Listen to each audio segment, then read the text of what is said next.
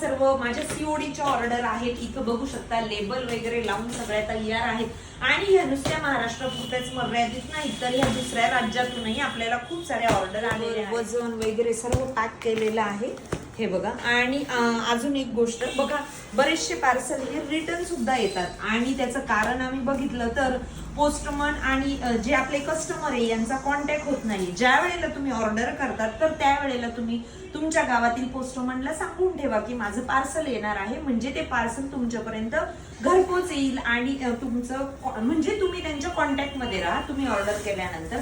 बघा हे पार्सल बघा, हे रिटर्न आलेले आहेत आणि ज्यांना कुणाला घ्यायचे नसतात तर त्यांनी अजिबात ऑर्डर करू नका, म्हणजे उगाच नंतर रिटर्न करण्यापेक्षा, कारण यात मलाही खर्च लागलेला असतो, माझाही खर्च वेस्ट जातो.